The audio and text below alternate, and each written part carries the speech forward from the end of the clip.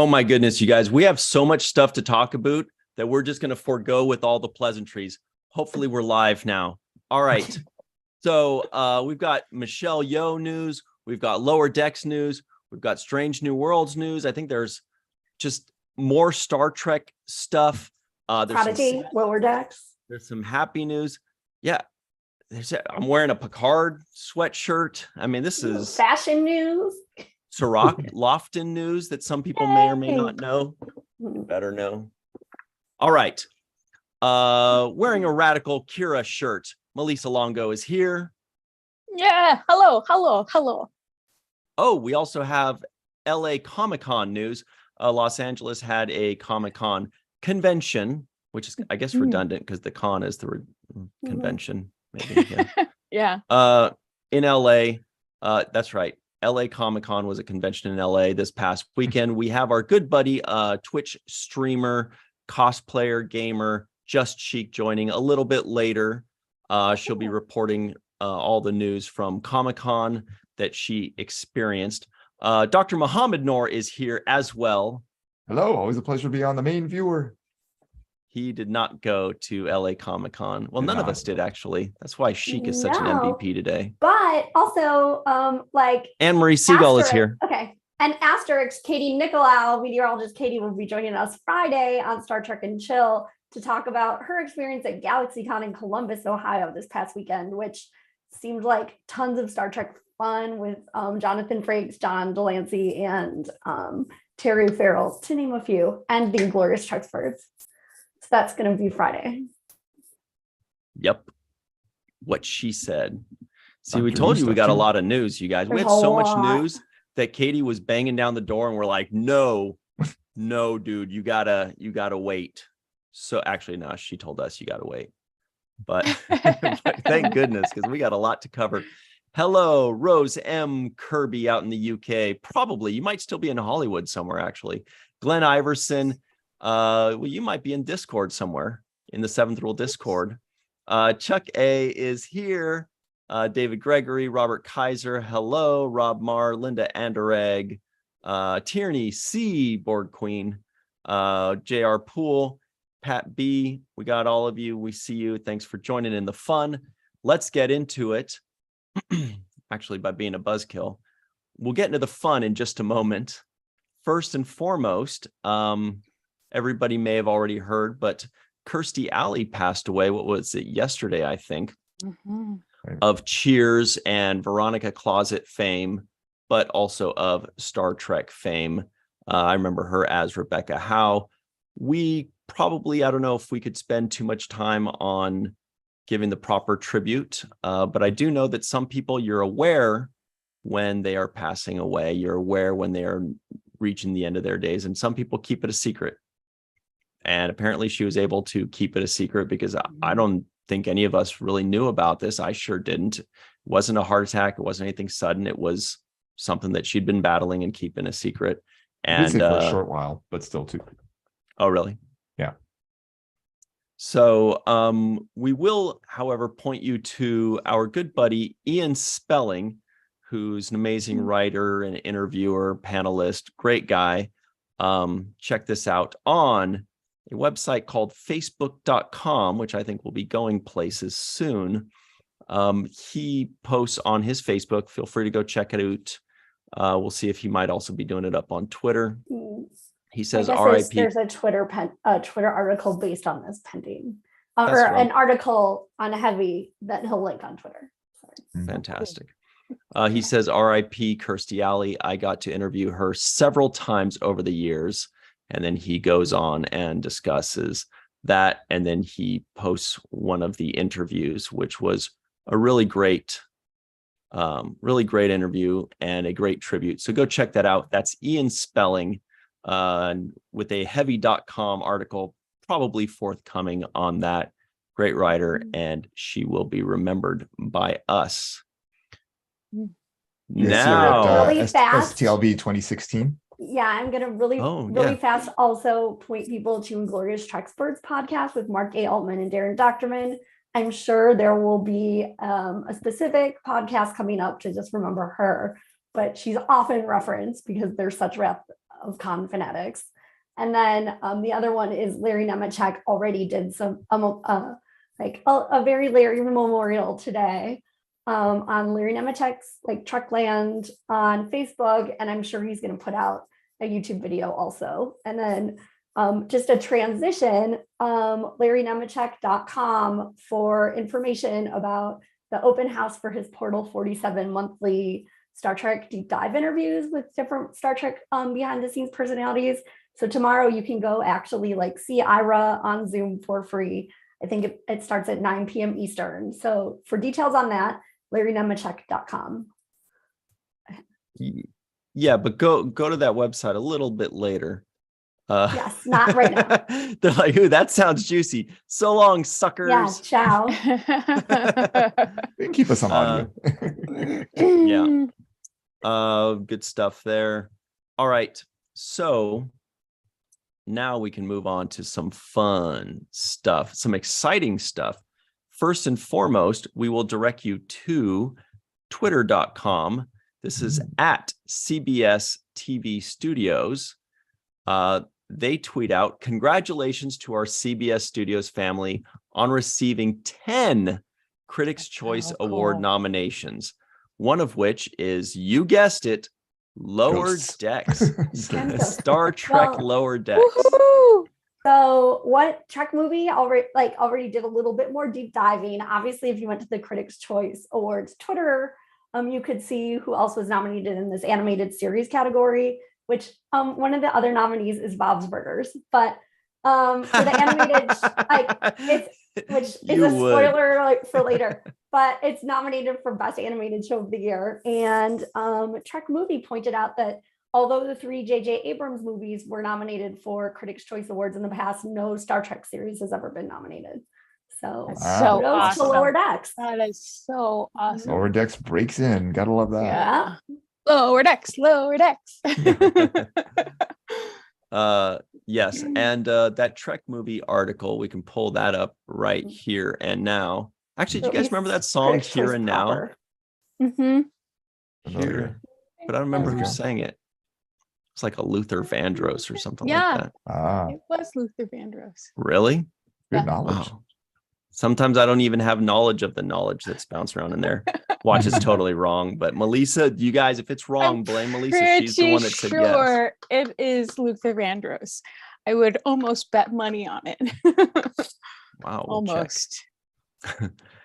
So here is the article from our good friends over at trekmovie.com entitled Star Trek Lower Decks nominated for Critics' Choice Award. The critics have spoken, and it appears like Star Trek Lower Decks. Oh, it appears they like Star Trek Lower Decks. The animated comedy has been nominated for a Critics' Choice Award. Lower Decks is the franchise's first Critics' Choice TV nomination. Television nominations were announced today by the Critics' Choice Association. Star Trek Lower Decks was nominated for Best Animated Series. It is going up against Bluey, Bob's Burgers, Oh my goodness. Gendy Tartakovsky's Primal, whatever the heck that thing is. Don't know that one. I bet you it's WTF. great. No, that is a legit flex. If you are brave enough to have like a really long and weird title, that means you're pretty confident in your product. Yeah. And continues Harley Quinn and Undone. Bluey. Oh, actually, there's a little bit more in here to pull Bluey up. is like a legit kids animation show. Yeah. That's all I know. Like I've heard about it from Abbott Elementary. Like one of the kids in one of the episodes is obsessed with it. Oh, It's like so interesting that it's not split into adult versus kid animation yeah. or family or so. Well, maybe I because just- those lines are blurred. Like some people's family animated show might be somebody else's adult animated show, like Bob's Burgers. Yeah, fair. I just learned about that show this over Thanksgiving because Kwan's daughter is obsessed with that show. Oh, Which one are we talking about? Bluey. Bluey. People Bluey. seem to like there was a balloon in the Macy's Thanksgiving Day parade for it. It's like taking over. Yeah, it's very popular. I'm like, is Weird. Kwan's daughter one of the critics? Well, she's Maybe so. three. It was her choice. It was her choice. Yeah. I bet she doesn't watch Bob's Burgers. No, she doesn't. 3-year-olds are the most critical anyway, so they're tough critics. Just to finish up on this, I do want to point out the second paragraph here says, while all 3 of J.J. Abrams's Star Trek films picked up nominations for the Critics' Choice Movie Awards, this is a franchise first for the Critics' Choice Television Awards, which began in 2011. That's really I interesting. found that. That is a good note. Well, I'm sorry. It I is must a have good been note. It is a reading good or thinking of Do you something tune me else. out? What? Yeah. Anyway, so everybody go check out that article a little later and read a little bit more on that. The Saturn Awards, Hollywood Critics' Choice, and Hugo Awards are also mentioned in there. Good stuff. Do you want to just mention too, while we're on the awards topics, that Sunday is the Emmys award show for, is it the Kids Emmys? Is that the Children's Emmys, the official title? But basically you can watch it live. And if you're following at Good Aaron, AARON on Twitter, he'll link you in the direction of how to watch it live. So we can all like be at our houses on Sunday cheering on the Prodigy team because they're just fabulous. Prodigy. Right. Good point. So cool that they're nominated. I'm going to be rooting for them so hard. I don't know how to root hard, but I'm going to like really. This is Lower Decks chant with Prodigy. Prodigy. Prodigy. Yes. Prodigy. Yeah. Prodigy. Prodigy. Yeah, they definitely deserve it. I mean, I don't know who they're going up against. Oh, and the other thing for Sunday is that LeVar Burton is up for, or not up for, he's obviously definitely getting it, a Lifetime Achievement Award. That's so cool. Yes. It'll be a last-minute replacement. Thanks for bringing that up real quick, just so everybody can have a little visual on this that. This isn't getting enough coverage. It's so special. And Lawrence Fishburne will present LeVar Burton with the Lifetime Achievement honors at the first annual Children's and Family Emmy Awards ceremony. As long as they don't do the first ever Star Trek Awards show, they can do whatever first they want. Yeah, because we got that one. So special. He's gonna wear those Matrix glasses.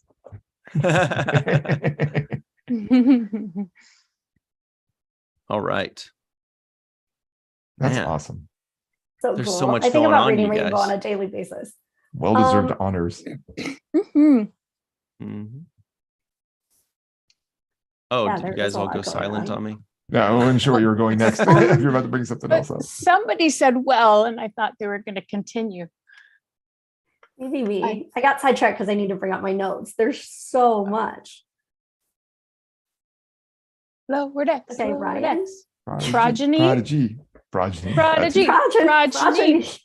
Progony's in Prodigy, Gwen? so it works. That's awesome. Gwen? Yeah, Gwendala. Gwendala. Oh, yes. You want to stay on Prodigy for a minute, Ryan? Sorry.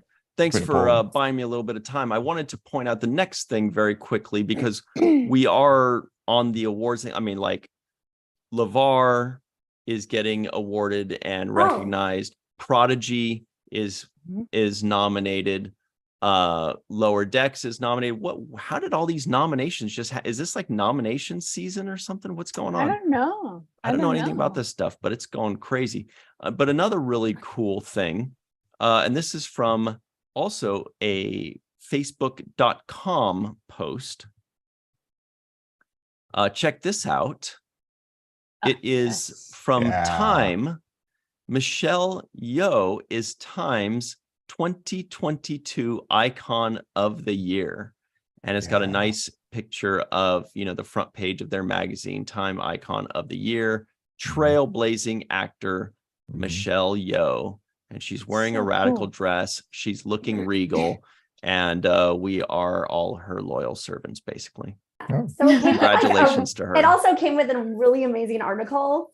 And then on Twitter, like some other outfits that also didn't make the article, which are also gorgeous. But we don't have to pull up the article because of all the credits that are mentioned in it, I didn't really see Star Trek mentioned. I mean, Oh, I'm sure that was what? a Time Magazine oversight, Oh, or I saw an abridged version on Twitter. But Okay, that magazine's gonna be called Time to Go now. time's up. yeah, time's up. There you go. Yeah, but it was an amazing interview and article. So make sure you check that out. She's We loved her on Discovery. Like awesome. she was like one of the very first people we saw on Discovery too. That opening scene there, the first episode. Yes, That's right. One of the two first, right? Yeah. That iconic scene where they're dragging their feet, but not out of laziness, out of making a design. Mm-hmm. So good. I also loved her on Everything Everywhere All at Once too. She was fantastic in that. Oh, as well. I have to watch that. I keep hearing amazing things about that, and I need to see it. Yeah. I saw it on a plane. It was good. Oh, yeah, I remember her in Crouching Tiger, Hidden Dragon. I've been impressed with her since then. Yeah, outstanding talent. I've never seen her in anything except Discovery. Oh wow! You didn't even see Crouching Tiger, Hidden Dragon? What? I saw maybe a billboard for it a while back. Crazy. Good. Everything Everywhere I All thought at that Once. was I think so you like it. ubiquitous. Yeah, I need to watch that. That's a new one, isn't it? Fairly It is new. new. Yeah. Fairly new. But it's out Jamie like Lee it's on- Curtis. And isn't she in that? I don't remember her being in it. She was in True Lies She was and like in True horror Lies. movies. I don't remember which. Halloween. I mean, she's Yeah. been in a lot of stuff. Jamie Lee Curtis is very big. Right. And Knives Out. Oh. Is that the title? Knives Out. Maybe. Well, All maybe right. that one. I like her. So let's move on. There's really a lot of congratulations to go around, and we would be remiss if we didn't give a hearty congratulations as well to the seventh rule on Woo-hoo! Indiegogo, who raised $27,516 because the fans are so cool and so Yeah. generous, and they want to see Denise Crosby reviewing The Next Generation with us. And we want to see that very badly too. And she sure seems to as well. So let's just all be happy and do it, shall we? But big shout out to our team there, and big shout out to everybody that donated, and everybody that didn't donate because they're already a backer on Patreon, and everybody that couldn't donate but still shared and did comments and cheered us on. We really appreciate it. It's been great. And thank you for that. The goal was like 8,000 or something, right? It was noticeably less. So that's very impressive. Mhm. Also, you can even though the Indiegogo's closed, Patreon is still open. So there's always the opportunity if you missed that to go join through Patreon. It's going to be amazing. So, and along those lines, everybody, check this out.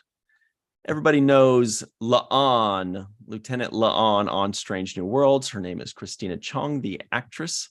And this was a tweet from her just yesterday, the day before, where she's saying just 40 minutes left and 2 rewards left. This was right down to the edge of glory.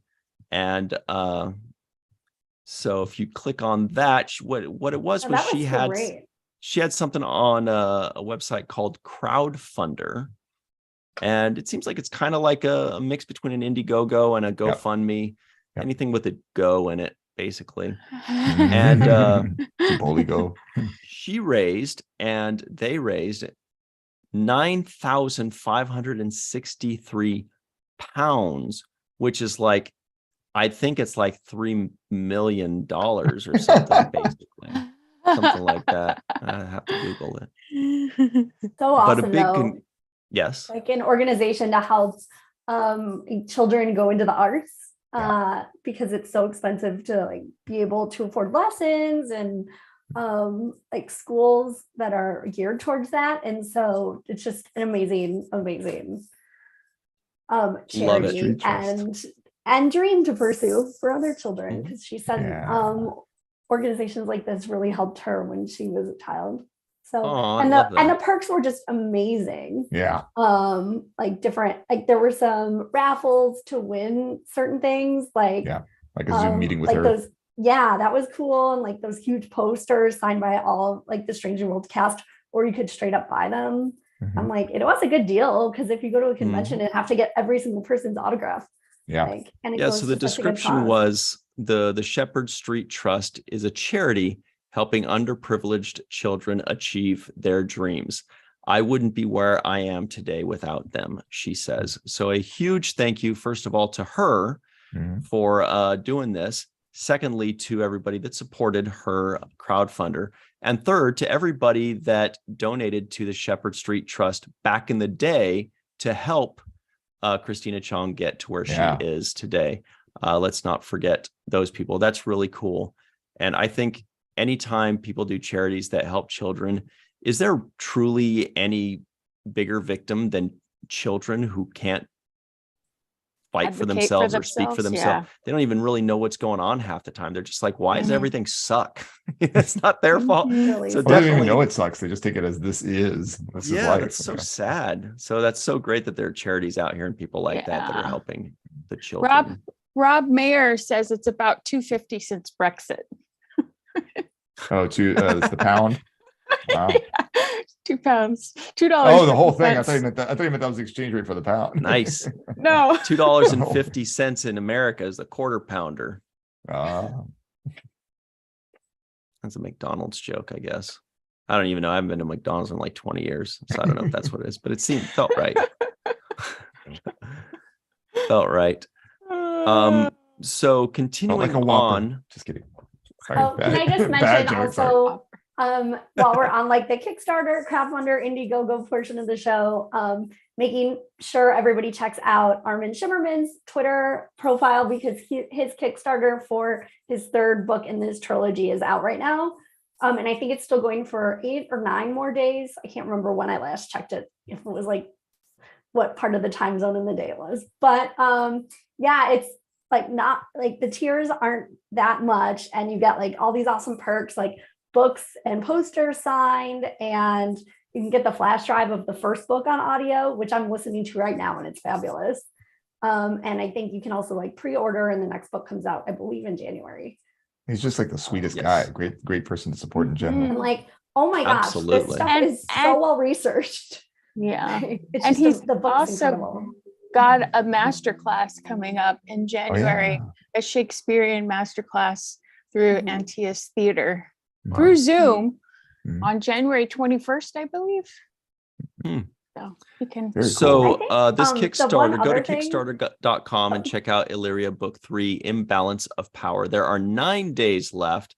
And again, as Muhammad said, look, if Armin could be doing, rock sculptures, go support it because he's such a wonderful human and he would do it for you. He's been such a supportive guy to Virtual TrekCon, to all of us, to the Seventh Rule, to everybody involved. He's a great guy. So go support it. If you can't support, go share it around to your friends all over social media. It makes a huge difference. And also awesome books that everybody's raving about. And including Star Trek Explorer, the official Star Trek magazine, just did a big feature in depth interviewing Armin, actually like about the writing process in the book, not just like Quark and Star Trek Quark, which is so cool to hear about. Oh, baby Quark. Good point. Yeah. Besides all that, it's great stuff. So you actually want to do this as a favor to yourself, not just as a favor to a great guy. I'm learning so much like listening to the audiobook. So much history. It's really cool. So going back to Strange New Worlds here, everybody. Wait, let's take a break. Let's take a breath. Everybody in the live chat's like, dude, this is way too much information, you guys. Let's see what's going on in the live chat. Yeah, Robert Kaiser's hanging out from Austria. Rob Marr, we know. Tierney Borg Queen is giggling about something. I don't know what, maybe the 250 250. Matt Wilkinson is here as well. He hates Brexit. He's pissed. Yeah. He hates it if this is like maybe the first time we've seen him comment, and it's to be like, damn, Brexit, he means it. Dave Gregory, Fran Iverson, hello to all of you. And Boardman is just love joined Matt us. Boardman. He's made some pretty impressive goodies that are secret right now. Yeah. All right. Break's over. Back No to musical work. interlude. Oh, I was And, playing it in my and head. it was Luther Vandross. Good call. Oh, wow. Good knowledge. See, I knew Lisa. it. Well, and also Linda Anderegg and David Gregory confirmed, and They knew so it did, too. and so did Google. Yeah. Okay, so going back to Strange New Worlds for a moment here, there is somebody named Melissa Navia. Do you know, Melissa, that now it's really hard for me to say Melissa because I'm so like, it's so ingrained in my head to say Melissa that I have to like prep myself to say Melissa now. Yeah. My uncle was married to a Melissa, my late uncle, and talk about confusing my grandmother. Anyway, yeah, you're not the first to have that. I bet. So Melissa Navia, who plays Ortegas, everybody knows, this is actually a tweet about her mom. And it's just so cute. It reads a little something like this. We should start every tweet with, tweet, my mom is impressed with all the World Cup players sporting Ortega's haircuts. All roads ... at Star Trek. I just felt like we should include tweet. some sports news in this. Main viewer this week. Yeah. There's no way we wouldn't. It's amazing. She's right. Yeah. Portugal, who needs Ronaldo? Anyway, They do, that's yeah. all. Ronaldo definitely has an Ortega's haircut too. They all do, most of them, except for the guys with like so great. long hair. Yeah. Yeah. Love that. Well, and David Beckham popped into my head too, and he kind of does too. Mhm. A little bit. All right. Cool. A little bit more on Strange New Worlds here. Let's hop on over to our good friends over at Screen Rant. This was written by somebody you may have heard of. Sorry, somebody of which you may have heard. Right, It was in the Mohammed? live chat. John Orchiola. Oh, hello, at Back of the Yay. Head. Entitled Strange New Worlds Never Solved, a La'an Premiere Mystery. In Star Trek Strange New Worlds premiere, La'an Noonien Singh refused a sedative in spite of excruciating pain, hinting at her trauma. Mm. I would tweak the title and just add season 1 because it's possible this will be addressed in some future season, but yeah. Exactly. Yeah. It partially reads, an odd decision by La'an Noonien Singh, Christina Chong, in Star Trek Strange New Worlds series premiere remains a bit of a mystery and hasn't been fully explained. La'an is a new character introduced in Star Trek canon, and she quickly emerged as a fan favorite. Although La'an's ancestor is Khan Noonien Singh, Ricardo Montalban, the genetically engineered supervillain from Star Trek, the original series, La'an was haunted by her past with the Gorn in Strange New Worlds season 1. So there's a lot more to this, but that's pretty interesting. Your thoughts, Melissa? Longo? Well, and he goes on to say that they've hinted that they'll address this again in season 2, because we'll most likely see the Gorn again, and then it will be La'an's opportunity to come back and see if she can overcome her trauma with the Gorn. This is very impressive how One would many. think. Oh, sorry. Hopefully. Of course, like I feel like these writers are so good. Of course, all of this stuff gets addressed later. We never know. You never TNG know. season 1, the things that were like going to people's heads and stuff never came back. It was just gone forever. Conspiracy. Yeah. Or remember when Data was like laughing and had emotions and stuff in the first couple episodes of Next Generation? He's like, "Oh, hello, everybody," or whatever he did. Wait, what?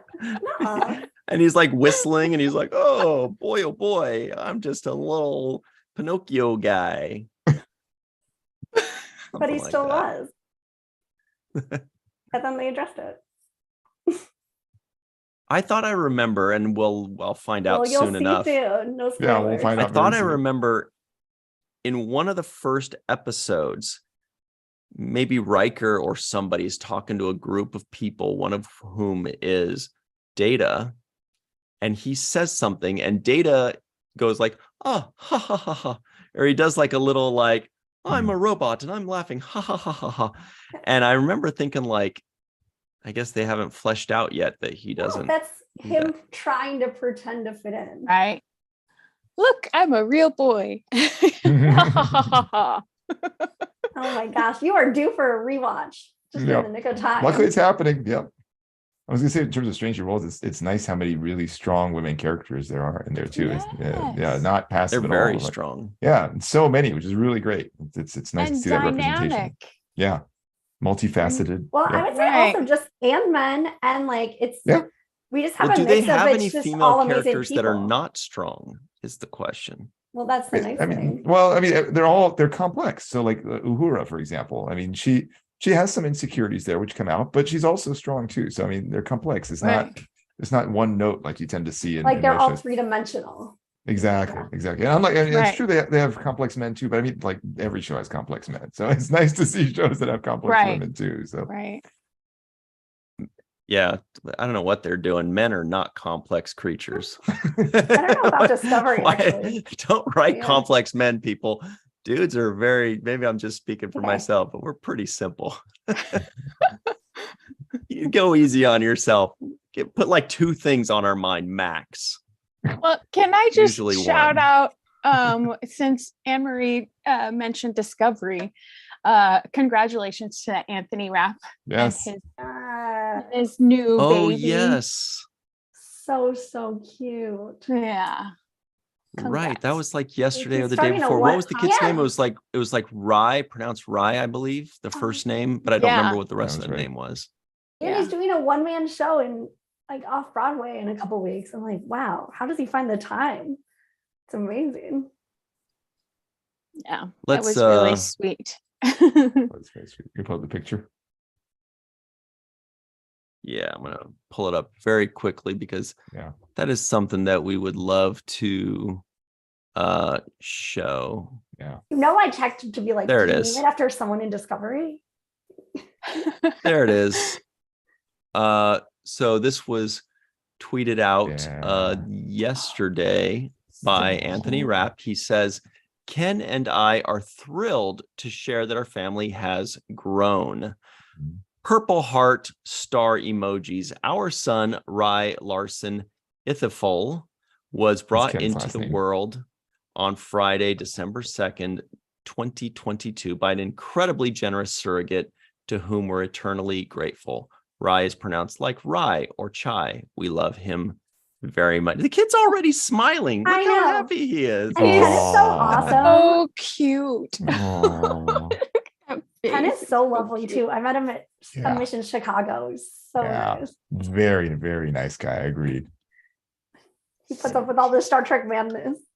Yeah, and I don't think he's a big Trek fan. But brave to come to a convention. Yeah, but he's the nicest guy, totally. It's wonderful. He was actually in the audience at my talk at AwesomeCon. It was really sweet. I was like, oh, there's Ken. Oh, awesome. Very sweet. Con. Oh, nice. Just kidding. That's adorable. Yes, love it. So thanks for reminding me of that. That's a great one. Good stuff there. See, you guys, there's so much on the docket today. There's I know. I'm like, no okay, way, stop saying that. Keep moving. There's no way we're going to cover everything. It's true. We only got 20 more minutes till she comes. Yeah. There's just no way. We can do it. Nah, we'll just take our time. There's no way. Just click. Just click. Oh my God, please. Just. Or we could do a trivia. Not a trivia. Or a category. poll. Oh, yeah. Well, see, that was the thing. It's like we just have so much news. Maybe we'll just do 2 categories next week. It's kind of like that behind on the categories. I know. Have you guys ever listened? Do you ever used to listen to those old Cheech and Chong tapes? And records. No, tapes, and they were really funny. And then one Track time tapes. it was Better like be there were Star Trek two guys related. pretending to be stoned, or maybe they probably were because it was Cheech and Chong. And then he's like, hey man, you just passed a stop sign there, man. And then Cheech was like, oh, hey, well, I'll stop twice at the next one. So that's Okay. Wow. look how pissed Anne-Marie is. She's like, we just lost a minute, you jerk. Emery's gonna hack the Yes. Zoom and take I know. over. I was just thinking that. How do I get access to your screen? Host privilege is transferred. Oh my gosh. That would be scary. We should do that one day. We should just like make Anne-Marie a co-host and just buckle up for a wild ride on the Zoom. Just see what happens. Oh my gosh. Well, Okay. five of you have left the like button pretty lonely. Oh, I thought you were going to say left the live chat. I like Glenn Iverson says, just have Muhammad Noor read it all without a break since he speaks really quickly most of the time. And clearly, by the way. And he's got a great voice.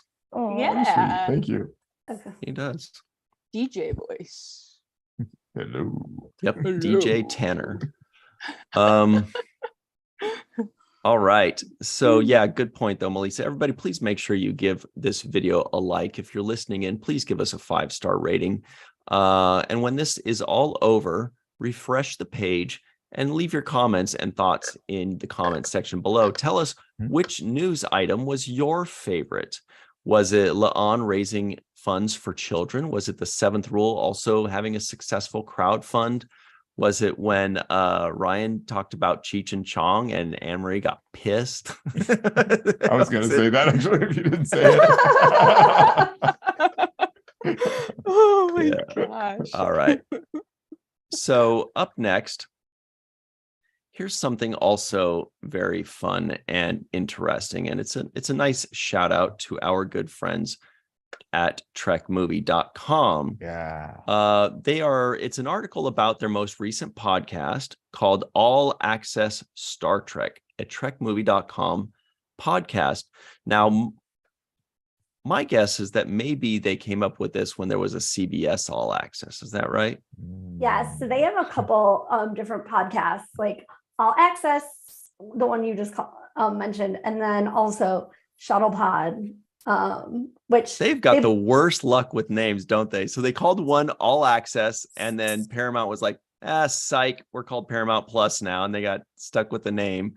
And then they had a Shuttle Pod, and then Connor Trenier and Dominic Keating are like, I think we should be called Shuttle Pod. And Trek Movies like, but well, they're both amazing podcasts, and I strongly recommend you following them and listening every week because they cover news, and also sometimes they slip in parts of interviews that they've done that didn't make it to their actual article, or they'll just talk about like the feeling in the room while they were doing the interview, things like that you don't necessarily get from the articles. So it's really great. And then they also are kind enough to listen to other people's podcasts. I know like Lori's a big fan of Inglorious Trucksperts, and then they'll report on if anything interesting or of note or that just like caught their attention happens in other podcasts that they're listening to. And we had the privilege of being mentioned on this week's because Lori enjoyed Ira Stephen Bear being on the 7th Rule to talk about the series finale. So really, really lovely of them to mention us. Yeah, that was great. Yep. And Appreciate then it. also Lori said in her like the tweet conversation going on between the two shows that she's looking forward to hearing all these new Denise Crosby stories, which I'm like, yes, me too. I can't even wait. Oh, wait. Is it January yet? There we go.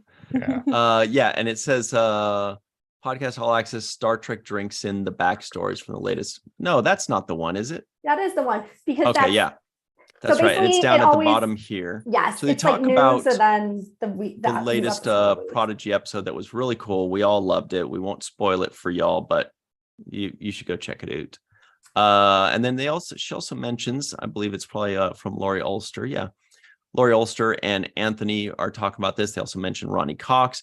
They say they wrap up with a look at Starfleet's attitude toward genetic engineered engineering in an episode of the Seventh Rule podcast with Ira Stephen Bear talking about Deep Space Nine series finale. So that's really fun. Trek Bits. Well, that's a fun little thing to call it, right? So nice. Yes. Trek So Bits. cute. It's a cute Lori, podcast. the Seventh Rule podcast with Ira Stephen Bear talking about DS9 series finale. So you can click on that and and check us out. So nice. Oh, I didn't know he was on the show with us. Look who's paying to be on ads for our show now. Wow, imagine that. Ratings. Let Thanks, me Sir go Patrick. ahead and give this video a like. Yeah, how See do you like that? guys. Just go ahead and It's give that. I'm easy going to do it peasy. again. There we Go go. away. Okay, I'm going to do it one more time. There we go. Aw, and thank you, Dave Gregory, for commenting. Yeah, thanks, Dave Gregory, for commenting. Dave's Very sweet. nice. We appreciate it. They're talking about All our right. bad luck things in terms of names relative to podcasts. Imagine poor Dr. Mike Wong with his science and Star Trek podcast that was called Strange New Worlds. Yes. Yes. Oh. Yes, him too, poor guy. But also maybe it Yeah. helps like the search criteria. Yeah. Maybe. That's why our good friend Aaron Eisenberg was such a visionary. Nobody's going to happen to chance upon the seventh rule for anything unless they're just deliberately copying. Like all those other things are just kind of chance, but Yeah. if there's a TV show, if Paramount Plus is a TV show called The Seventh Rule hosted by Will Wheaton, we'll be like, you dicks. really know their There's no rules. way that's an accident. No, that would be straight up thievery because Aaron put a lot of thought into that name, and It's a perfect name. yeah, so that it could carry on even if he couldn't be there. It was what he the exact words that he said was, so it can, if for some reason I can't be there, I want it to continue. So, Beautiful. I do remember when he first mentioned the name to me, like I'm usually kind of a negative Nancy about that kind of stuff. I'm usually like, that doesn't work because blah, blah, blah, blah, blah, or that, whatever. He said it to me and I stopped. I was like, that's pretty good. I'm like, let me just Google. Great. So I start doing the research real quick. Google, let me check. Okay, no, nothing. I'm like, I really can't think of anything offhand that makes this a bet. So first try, he nailed it, I think. Yeah. Doesn't show up in like Urban Dictionary with some other meaning or something like that. I don't want to know what Urban Dictionary would say about the seventh rule. Every time I Google the seventh rule, it only comes up the podcast. So no urban things.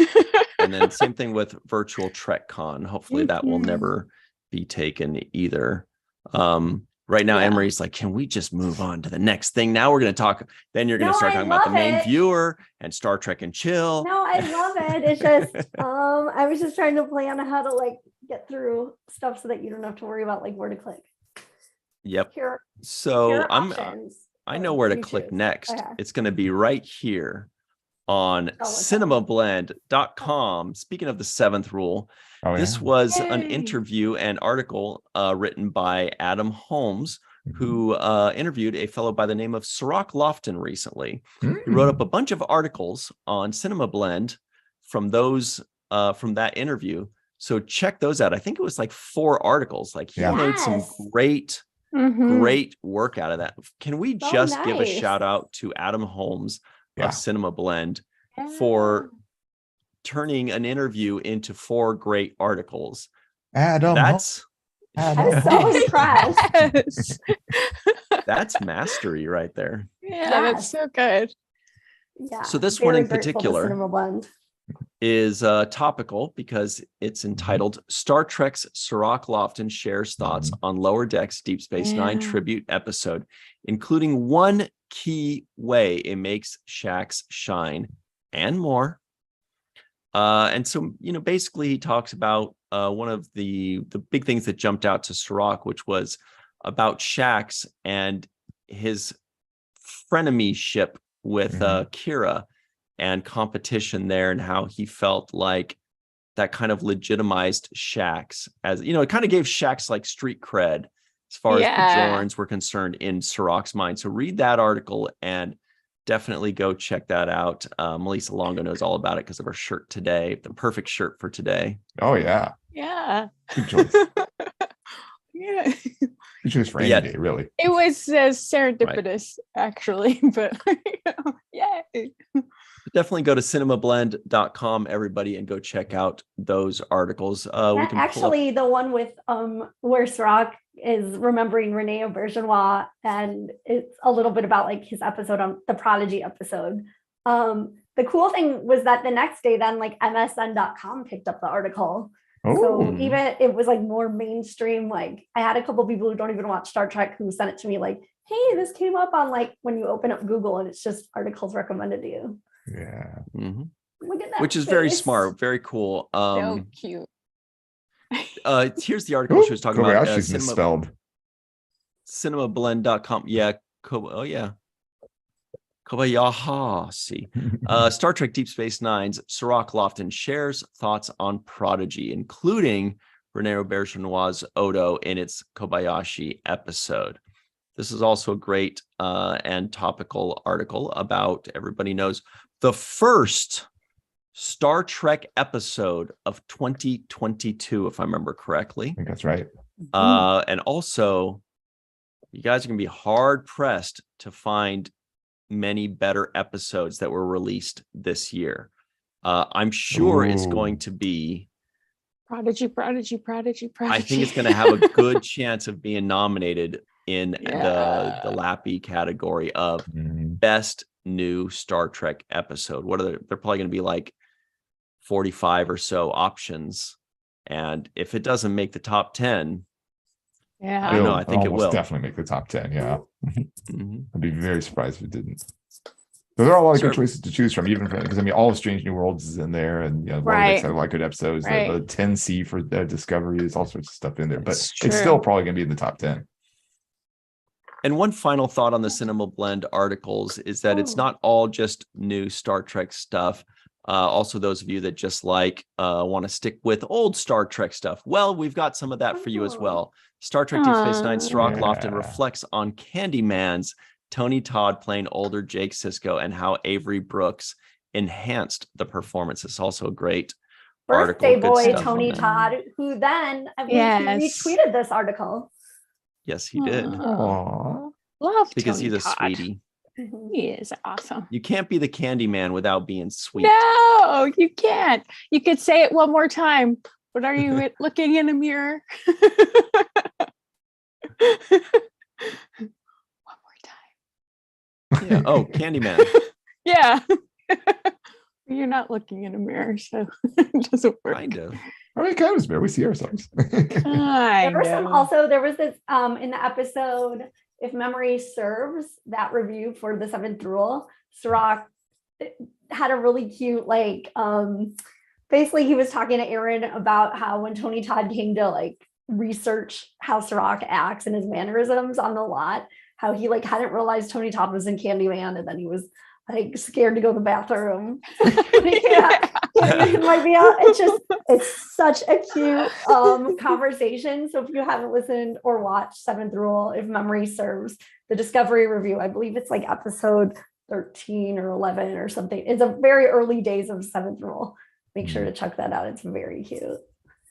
And we're nothing if not cute on the seventh rule, Very everybody. cute. So check that out. Yeah, true that. Picard.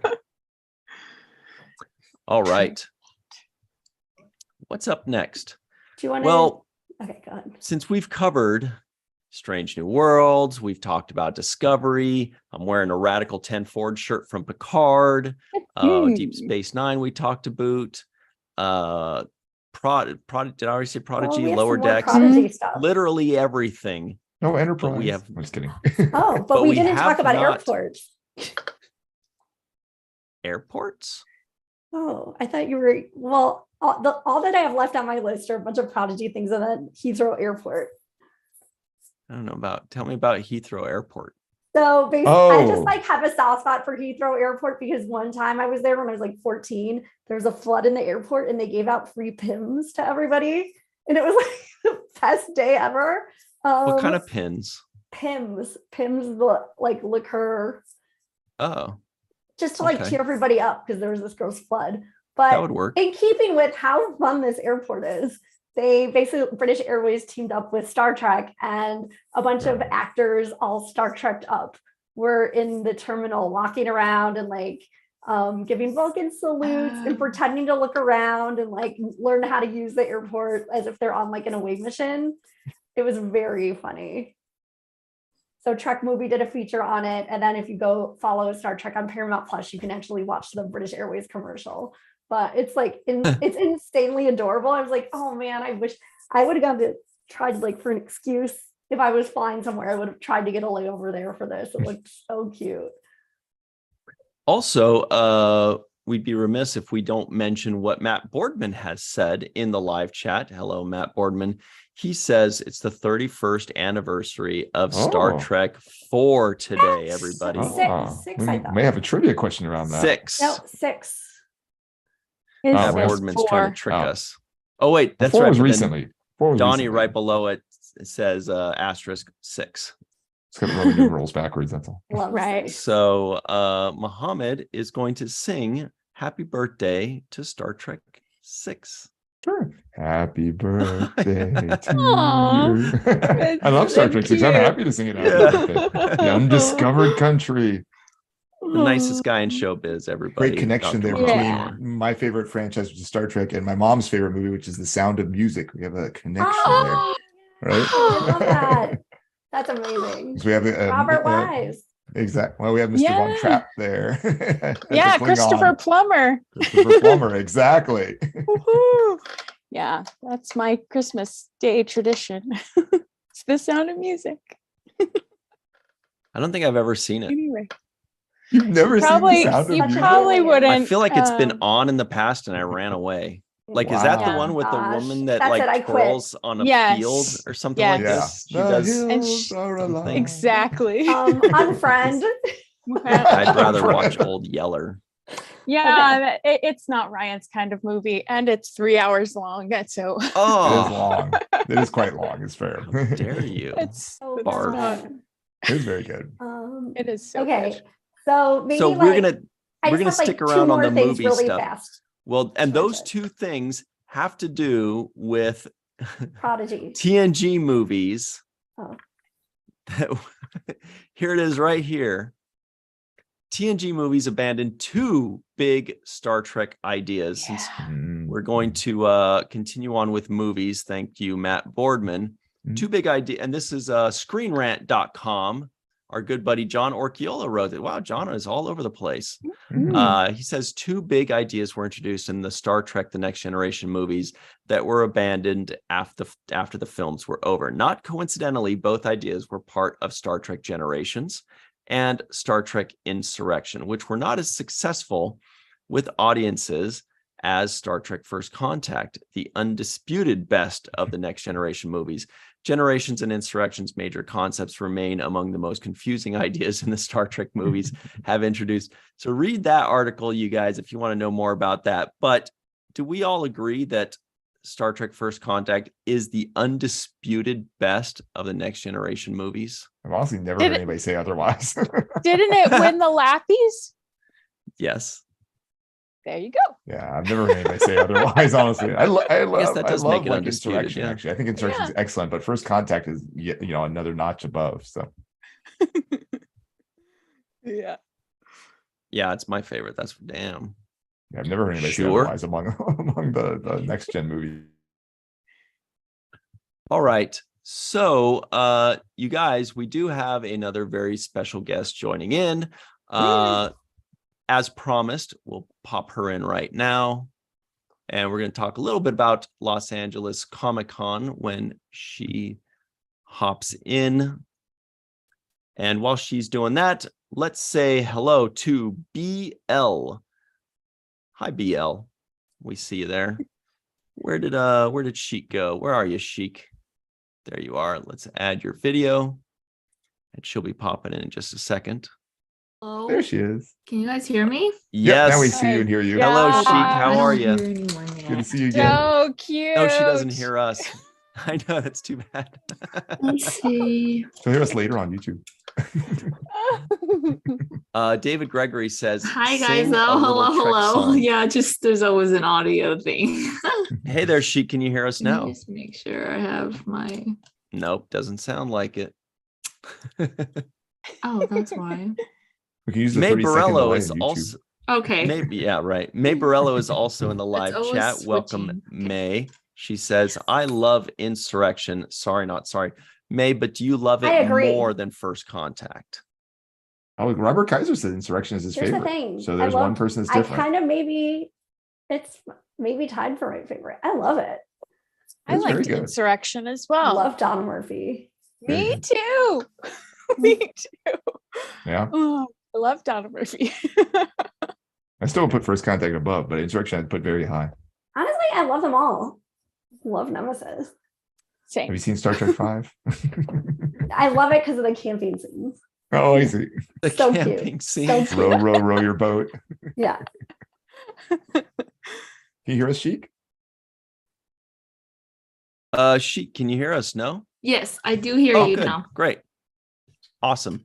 Well, welcome. She was listening to our Star Trek talk. She's wearing a radical sweater that's Central Perk, which tells me that's the friend. Oh, it actually sends friends right below it. And her cool elf ears, and it looks like a little Santa Yeah. hat. Welcome to the show, Sheik. Hi So, everyone. did you went to LA Comic-Con, right? You're a cosplayer, you're a gamer, and a Twitch streamer. Did you dress up for Comic-Con, and what days did you go? I actually just went for Saturday. I dressed up for my old anime favorite, which is Cardcaptor Sakura, with a good friend of mine. That's Melissa's favorite too, I think. Yeah, it's really good. I liked it when I was like, I think it's one of the first ones, Sailor Moon and Cardcaptor in like 7th grade when I discovered anime. And I always wanted to like do a friend like cosplay. So one of my friends was like, "Oh, I love that one too." So, but we went with. Mm-hmm. Okay, well, Saturday is the big day in any convention, Mhm. so that's if you can only go one day, you usually got to just go on Saturday and just Yeah, we were soak it kind of up. busy both days. We were busy the other days, so I was like, at least we got Saturday free. And yeah, I like that's usually when everything just kind of is out. Everyone, most people show up that day, and so they kind of have everything going that day. Mm-hmm.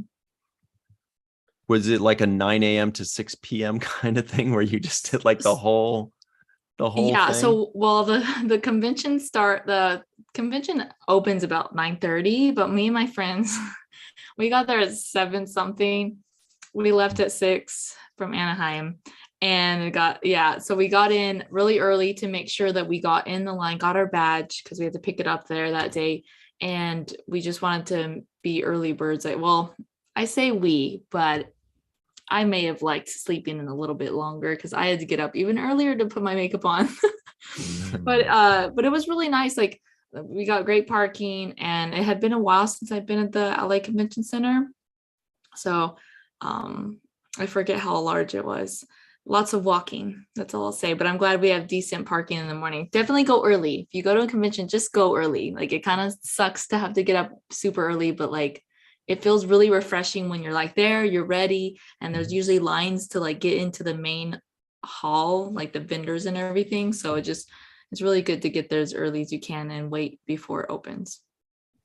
That's so funny. I totally do the opposite. I usually just drag my slow, sleepy ass there at like noon or 1 when I go to these things. And then I find parking like on the street kind of nearby, walk through like a little miniature Skid Row, and then which seems fine in the middle of the day. But then when you're leaving at night, you're kind of like, it kind of feels a little weirder now. I hope my car's okay. Yeah, it does. Yeah, once the sun though. goes down, you kind of regret parking that far away. Yeah, but yeah, luck can be had parking out there. But can you tell us about the convention? Because none of us went to LA Comic-Con. I went last year, but that was only for the Nichelle Nichols farewell convention. Melissa was there as well. What did we miss? So LA, so Comic Con LA, it used to be Stanley's Kamikaze, and then he sold That's it to right. Comic Con. And I had honestly only attended twice before this when it was Stanley's Kamikaze years ago. And because I really enjoy WonderCon, and I never can get into Comic-Con San Diego. So for Comic-Con LA, I was like, you know what, sweet, like this is something. I live in SoCal now, and so I have a few friends that love going every year. And they had invited me this year. They're like, I know you haven't been going to cons like the past few years. Really, no one has. But they invited me, and I thought, you know what? I think I'm ready to go back in the con scene. So yeah, so that brought me to it. So I wasn't really planning on. I was thinking next year would be when I finally get back into going to conventions. And for those of you who don't know me, I was an avid cosplayer. Like I went into the cosplay competitions, and I sometimes guested at like the smaller conventions. I was crazy into it. So when like 2020 came around, I'm like, you know what? We can't go anywhere. Maybe I'm done cosplaying too. And so it was an interesting feeling to come back to this convention. I love comic conventions, even though I'm like a big anime gamer. Comic conventions just have a little bit more of a mature feel to them. So I enjoy that. I also do love the Marvel comics. I love X-Men the most, but you don't see much of that, sadly. But I really like the vibe. And with Comic-Con LA, it's not too big like San Diego Comic-Con, but it's not super small either. Like for me, it feels like a good crowd. And this one may have not been as busy because they're finally coming around after the pandemic shook everything up. So I feel like it was a really good crowd. It was just didn't feel too like packed where you're like being herded like cattle through the whole thing. And I was honestly, I waited in line to see Elijah Wood. I got to meet Frodo. So that was my highlight. And I only had to wait like 40 minutes max. They were really organized with the lines, and they would cap it and then tell you like come back at a certain time, and then they let more people in. He was really it was really quick. We got to take a selfie for free. He was like, yeah, sure, selfies, because I know sometimes they'll charge, and it's understandable, but Elijah Wood was very chill, and it was really good. Like everything felt organized, and I feel like that's good for a con that like for conventions that had to take a break. And yeah, so I felt like for coming back after not, I think they had one last year, and I heard it was a little bit like kind of mixed up, but this year my friends that had gone last year, they're like, this year was a really great year. And so I look forward to going back next year. Yeah, I can confirm last year was pretty scarce. It was, right, Melissa? Well, we got free chocolate, and that's what I remember the most. Hey, Melissa's like free chocolate, Anne Marie's like free Pims.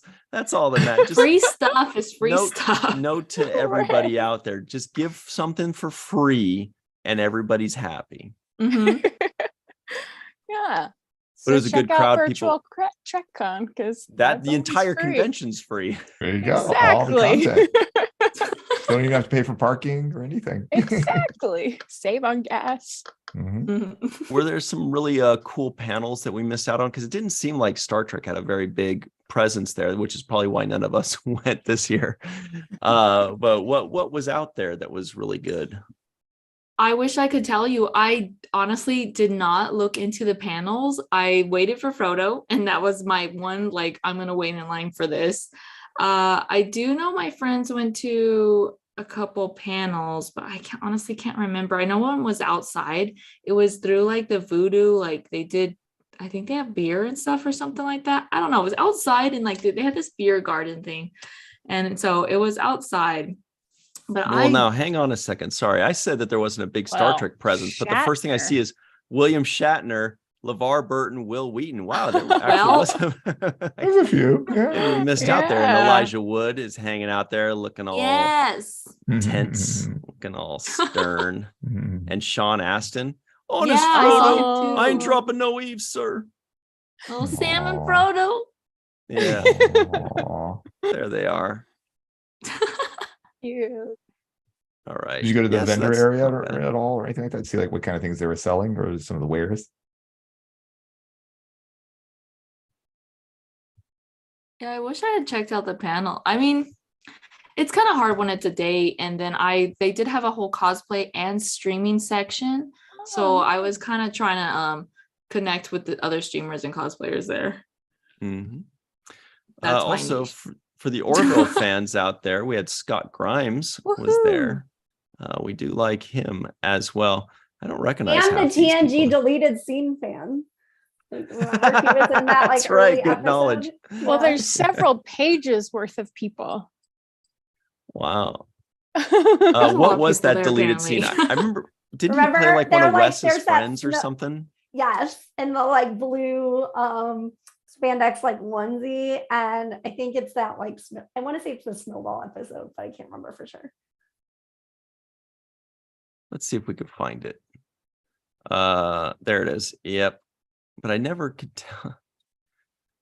I don't remember what episode that Evolution, season 3 Evolution. Here it is. Let's pull that up. Oh yeah. There he is. Oh my gosh.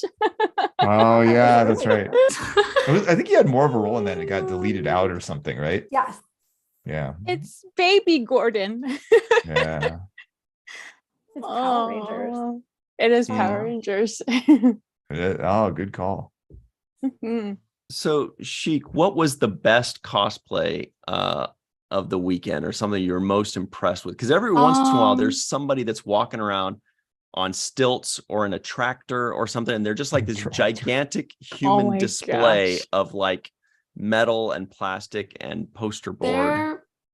So and I feel sweat. like well, understanding how these Saturdays usually work, that I know the cosplay convention went on, the cosplay competition was that day.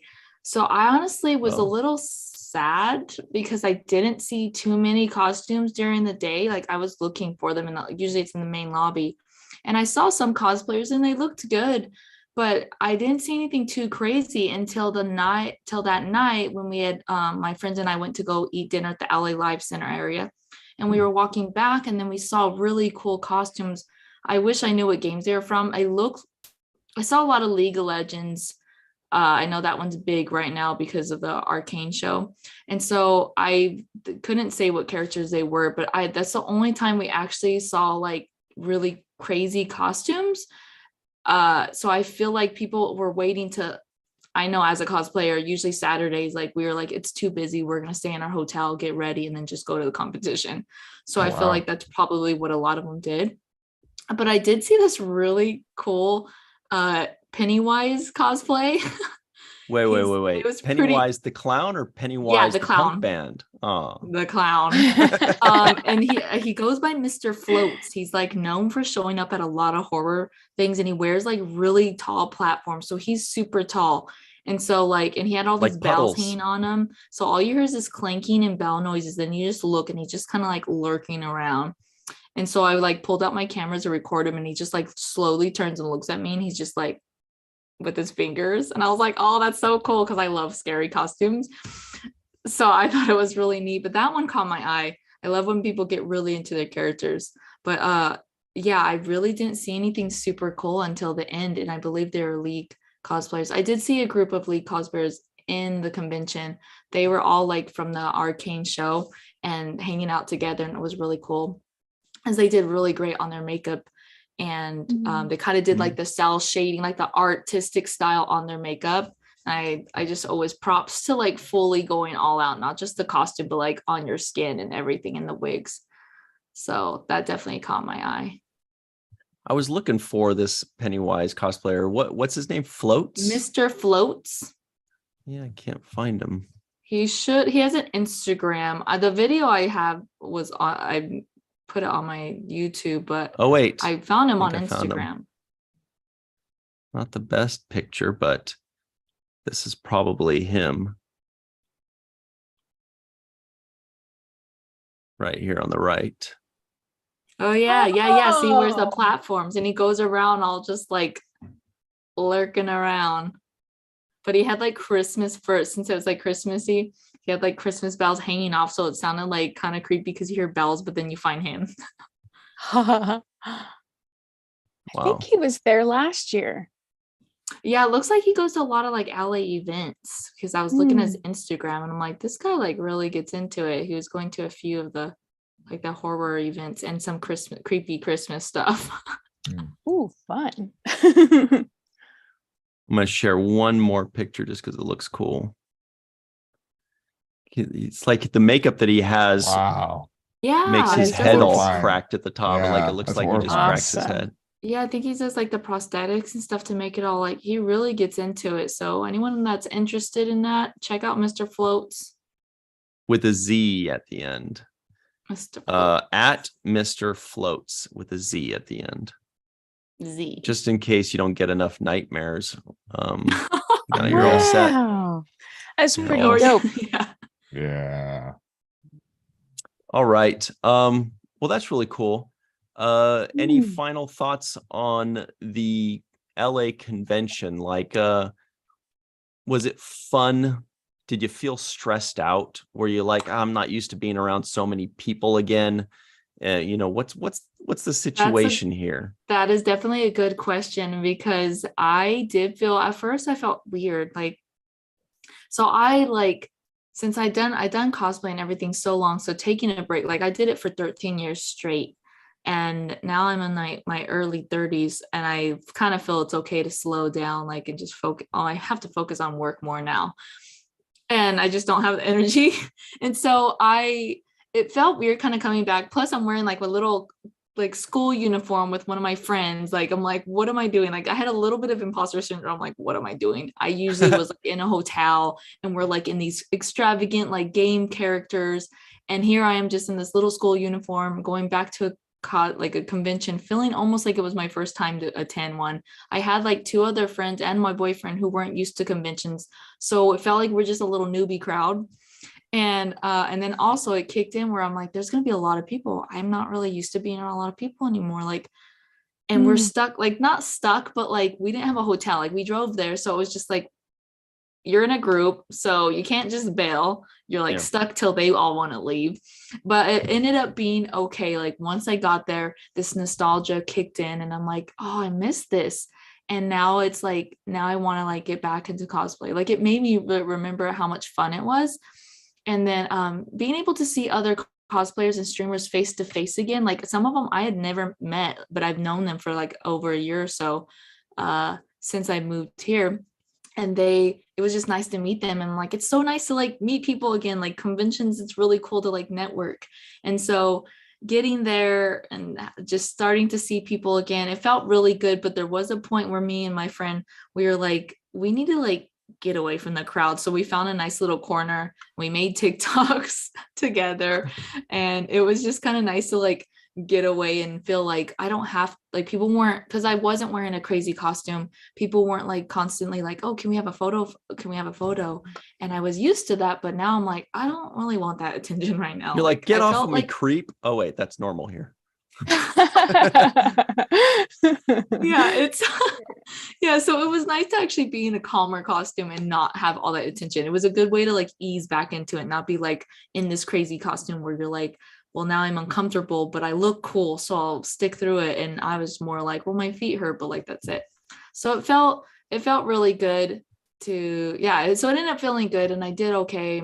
And Sheik, speaking of looking cool, can I show everybody a picture of you as Jubilee of the X-Men? Oh yeah, it's one of my such a good costumes. I mean, I love the X-Men, and I think it's really cool that you cosplay as Jubilee. Oh yeah, thank you. It's one of my favorites. Check the suit, you guys. I love Jubilee. Her powers are whatever, but she's super cute. Okay. It's true. Wow, her powers are whatever. You? Yeah, that's me like 25 pounds ago. Well, it's awesome when I was though. younger. The sunglasses are 25 pounds by themselves. I made that jacket myself because I couldn't find a yellow jacket anywhere. Wow. So I just made it. The eyes are rad. Great. Thanks. I think that one was based off like they had a figurine and it was a certain one and I really liked the style of that Jubilee. So that was my favorite character or X-Men is Gambit, but I don't really want to cosplay as the him. French speaking Cajun guy. Hell yeah. Love that dude. Love that dude because he speaks French kind of. It's kind of ugly French, but whatever. Everybody in the live chat, let us know I remember thinking that when I was watching the cartoons back in the day. I'm like, I like him because he's French and cool, He's but Cajun. yeah, well, Right. but they speak French, yeah. But yeah, it's kind of like messy. It's kind of Yeah. messy French. Sorry, Canadians. No, but everybody in the live chat, let us know if you've gone to conventions recently and if it felt weird. Like, even if you're like, okay, vaccinations and masks aside, just the fact that we were all holed up for 6 months or a year or 2 years or 2.5 years. Did it feel weird suddenly just being surrounded by masses of people again? Like, did you feel weird or scared or annoyed, or did you feel like, well, it's just like a gross situation? I know when I walk into the gym, I feel like I can smell sweat. I'm like, is this normal? Am I supposed to smell sweat when I'm gross? It is a gym. Yeah, but like put on deodorant, dude. Like, right? Isn't that a thing? They're not that expensive. Anyway, all right. So while everybody's letting us know that, I think Muhammad Noor here, Dr. Muhammad Noor, has a trivia question for everybody. I do have a trivia question. So we last week on the main viewer, we talked about how we just passed the anniversary for Star Trek 4, also known as The Voyage Home, also known as The One with the Whales. Yes. They should change the title to that, The One with the Whales. That's what everybody calls it. Yeah. But everybody calls it. So in Star Trek 4, this is a 4-choice question. In Star Trek 4, what was the first Federation starship we saw attempt to interact with the probe? So the 4 choices are A, the USS Grissom, Grissom, B, the USS Potemkin, I'm not going to spell that one, C, the USS Saratoga, or D, the USS Yorktown. So I'll give those choices again. A is Grissom, B is Potemkin, C is Saratoga, or D is Yorktown.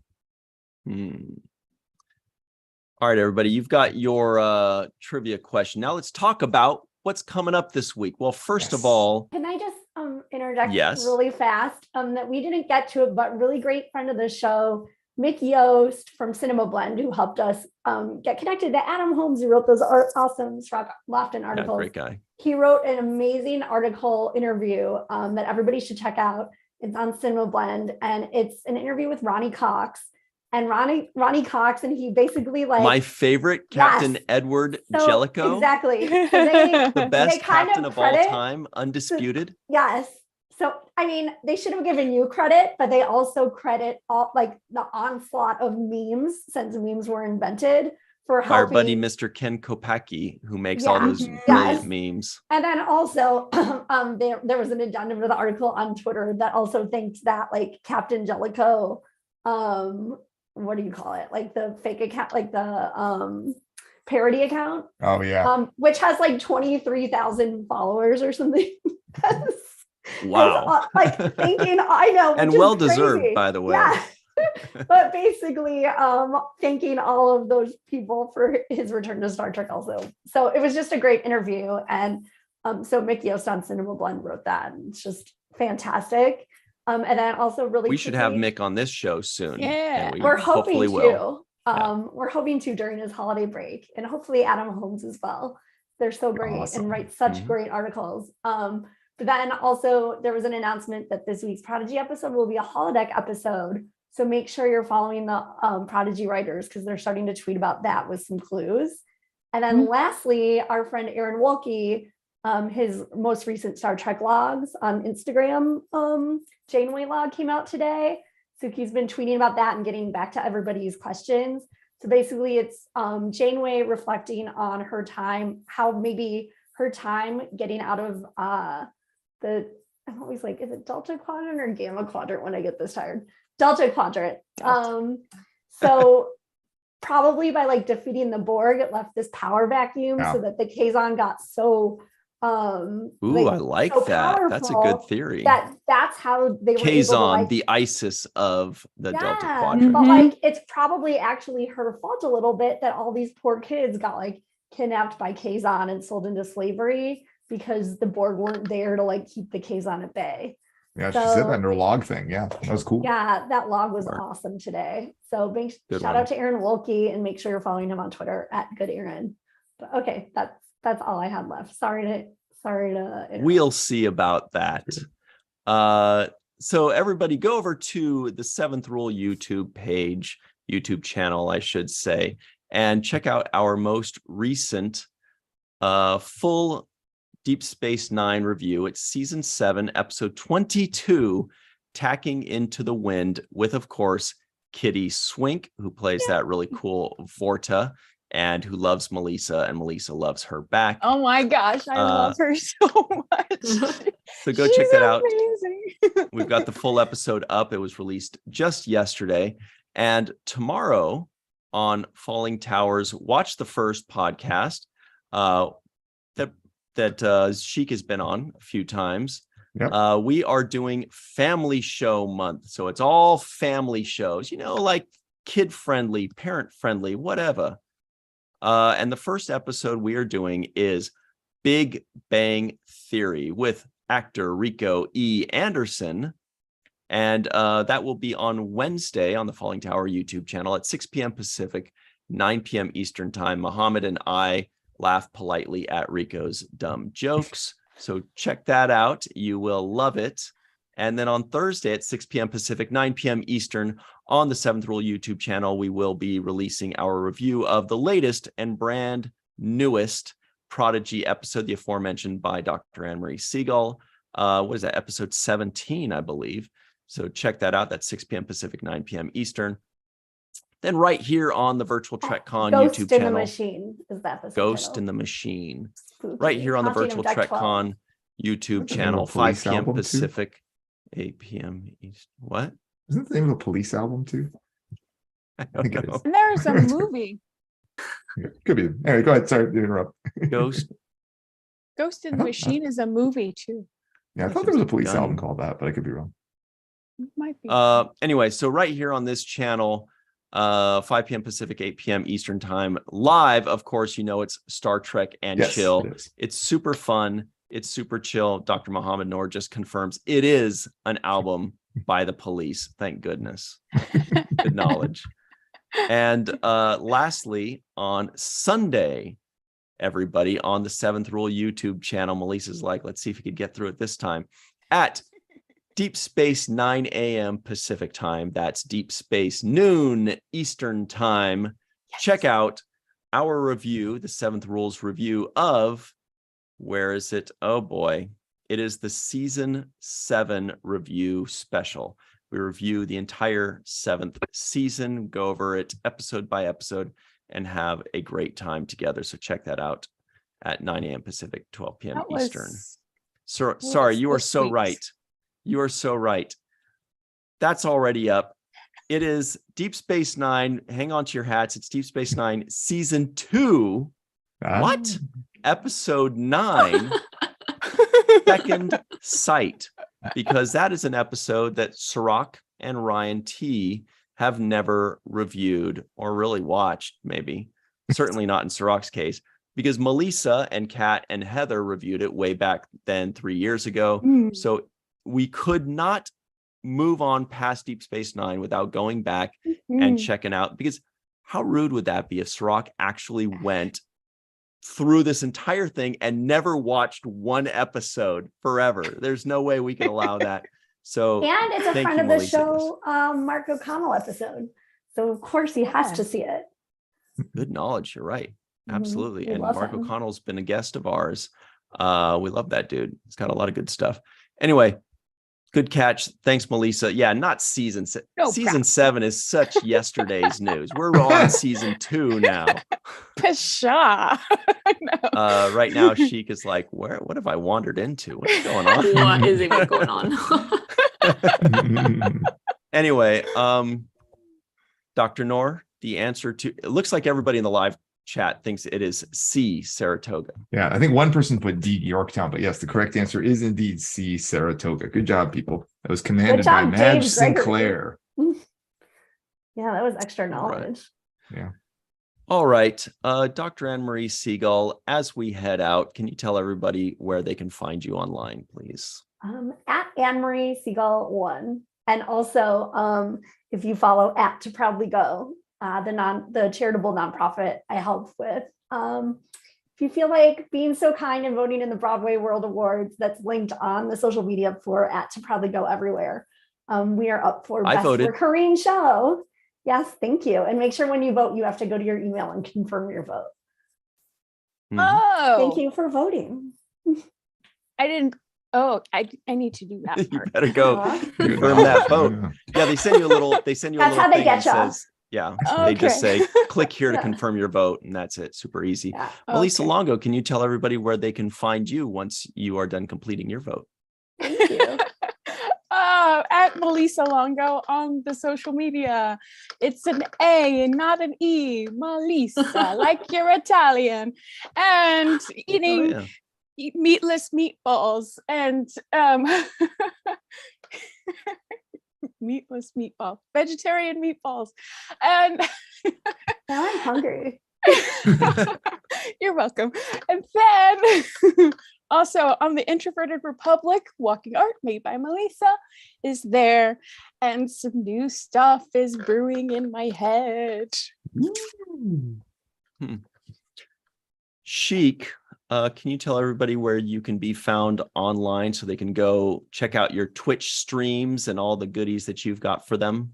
Your TikTok too. Yes, you can find me at Just Chic on Twitch, just the word just and then SHEIK, Just Chic. I am also on YouTube and Instagram, basically every platform. You'll just find me as Just Chic.